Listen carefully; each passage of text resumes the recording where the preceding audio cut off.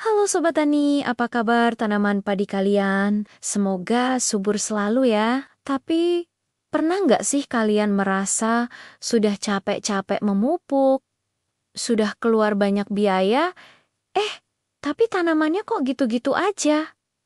Nggak ada perubahan sama sekali. Nah, kalau kalian mengalami hal ini, jen-jenan pupuk yang kalian berikan itu nggak bekerja, alias nggak diserap sama tanaman, ini masalah serius, karena artinya uang dan tenaga kita terbuang sia-sia. Di video kali ini, kita akan kupas tuntas tanda-tanda pupuk tidak bereaksi pada tanaman padi. Apa saja penyebabnya?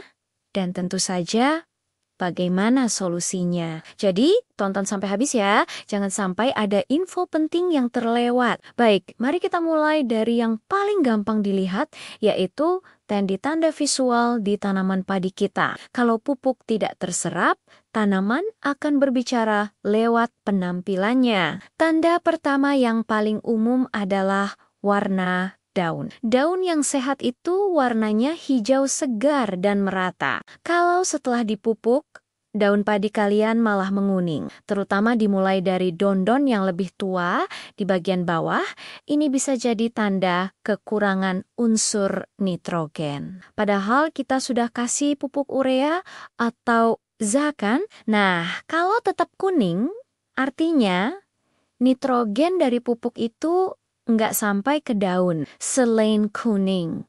Perhatikan juga warna lain. Misalnya, ujung atau pinggiran daun terlihat seperti terbakar atau berwarna kecoklatan. Ini seringkali jadi gejala kekurangan kalium. Atau, kalau daunnya jadi ungu atau kemerahan, bisa jadi itu tanda kekurangan fosfor, terutama saat tanaman masih muda. Intinya, kalau warna daunnya aneh dan tidak membaik setelah pemupukan, ini alarm pertama pupuk kita tidak efektif. Tanda kedua, lihat pertumbuhannya. Tanaman padi yang sehat itu pertumbuhannya cepat dan tegap. Jumlah anakan produktifnya banyak. Kalau setelah dipupuk, tanaman kalian tetap kerdil, pertumbuhannya lambat, dan jumlah anaknya sedikit atau bahkan gak nambah sama sekali, ini tanda kuat bahwa nutrisi dari pupuk tidak diserap untuk mendukung pertumbuhan vegetatifnya. Batangnya juga mungkin terlihat kurus dan lemah, gampang sekali rebah. Pertumbuhan yang stagnan adalah sinyal paling jelas bahwa ada sesuatu yang salah di bawah sana, di area perakaran dan tanah. Tanda ketiga, perhatikan sistem perakarannya. Memang ini agak sulit dilihat kalau tidak mencabut sampel tanaman. Tapi kalau terpaksa, coba deh cabut satu rumpun padi dengan hati-hati. Akar yang sehat itu warnanya putih, panjang, lebat, dan menyebar. Kalau akar tanaman kalian warnanya kecoklatan, pendek, sedikit, dan kelihatannya busuk atau tidak berkembang, ini masalah besar.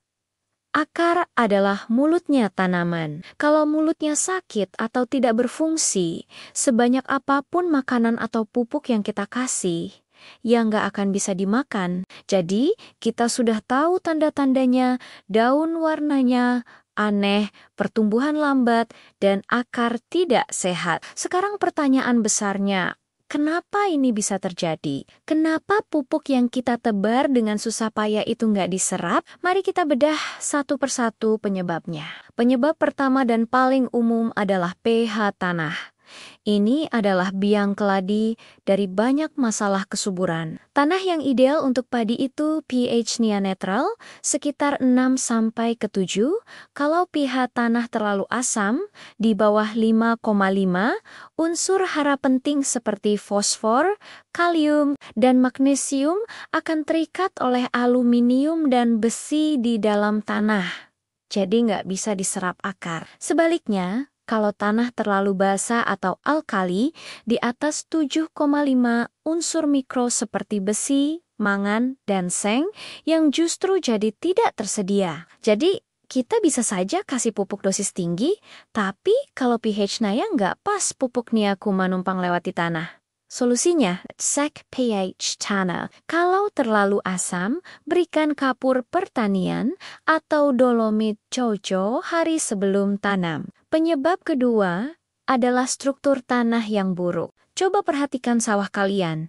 Apakah tanahnya keras, padat, dan kalau kering jadi pecah-pecah? Tanah yang keras seperti ini biasanya minim pori-pori. Akibatnya, akar sulit menembus tanah untuk mencari nutrisi dan air. Selain itu, kondisi tanah yang padat menciptakan lingkungan anaerob atau minim oksigen. Banyak mikroorganisme baik yang membantu penyerapan hara butuh oksigen. Kalau nggak ada oksigen, aktivitas mereka menurun drastis. Akar padi sendiri juga butuh oksigen untuk bernapas. Tanah yang anaerob bisa membuat akar jadi busuk. Solusinya adalah perbaikan struktur tanah dengan menambahkan bahan organik secara rutin. Ini membawa kita ke penyebab ketiga, yaitu kurangnya bahan organik. Bahan organik ini ibarat nyawanya tanah. Dia bukan cuma sumber makanan bagi mikroba, tapi juga berfungsi memperbaiki struktur tanah, membuatnya lebih gembur dan mampu menahan air serta unsur hara. Tanpa bahan organik yang cukup, mikroorganisme tanah yang tugasnya memasak pupuk kimia agar siap saji untuk tanaman jadi malas bekerja. Pupuk anorganik yang kita berikan butuh bantuan mikroba untuk diubah menjadi bentuk yang bisa diserap akar. Jadi, jangan sepelekan penggunaan pupuk kandang, kompos, atau jerami yang dikomposkan. Penyebab keempat adalah waktu pemupukan yang tidak tepat. Setiap fase pertumbuhan padi butuh nutrisi yang berbeda dalam jumlah yang berbeda. Misalnya memberikan pupuk nitrogen dosis tinggi saat tanaman sudah masuk fase generatif atau pengisian bulir itu kurang efektif. Bahkan bisa berisiko membuat tanaman rentan penyakit. Pemupukan dasar harus dilakukan sebelum atau saat tanam. Pemupukan susulan pertama biasanya saat anakan mulai aktif. Dan susulan kedua disesuaikan dengan kebutuhan tanaman sebelum masuk fase bunting. Jangan sampai telat, jangan juga terlalu cepat. Ikuti jadwal yang direkomendasikan sesuai varietas padi dan kondisi lahan. Penyebab kelima, kondisi air yang tidak ideal. Saat pemupukan, terutama dengan pupuk tabur seperti urea, kondisi air harus macak-macak, jangan terlalu dalam atau sampai menggenang tinggi. Kalau air terlalu banyak, pupuk yang kita tabur bisa larut dan mengalir hilang terbawa air. Tidak sempat diserap oleh akar, apalagi urea.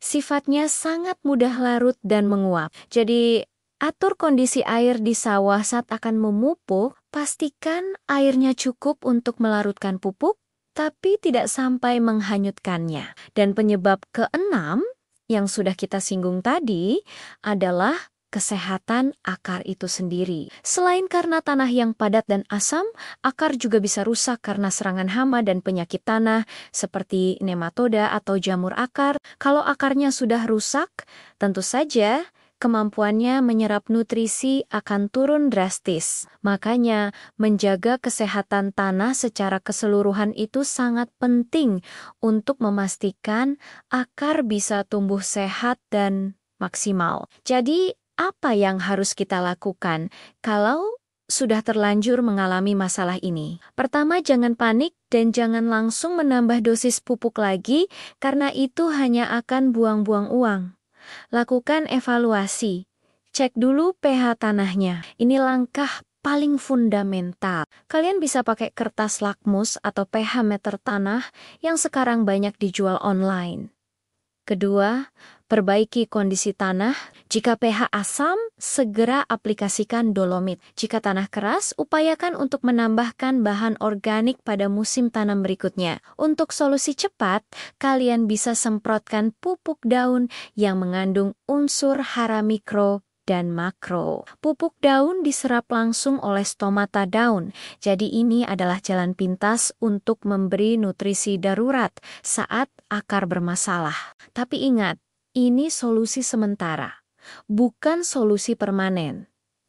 Perbaikan tanah tetap jadi prioritas utama. Ketiga, kelola air dengan baik. Pastikan drainase sawah berfungsi normal, sehingga kalian bisa mengatur tinggi rendahnya air sesuai kebutuhan, terutama saat jadwal pemupukan tiba. Memahami kenapa pupuk tidak bekerja itu sama pentingnya dengan tahu cara memupuk. Dengan mengenali tanda-tandanya dan memahami penyebabnya, kita bisa mengambil langkah perbaikan yang tepat sasaran, bukan sekadar tebak-tebakan. Pertanian itu ilmu, jadi kita harus terus belajar agar hasil panen kita bisa maksimal dan usaha kita tidak sia. Semoga informasi ini bermanfaat ya, Sobat Tani. Jangan ragu untuk berbagi pengalaman kalian di kolom komentar. Mungkin ada yang pernah mengalami masalah serupa dan punya tips jitu lainnya. Mari kita diskusi dan belajar bersama. Terima kasih sudah menonton.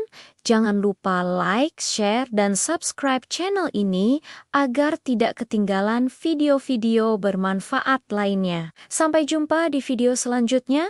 Salam panen melimpah.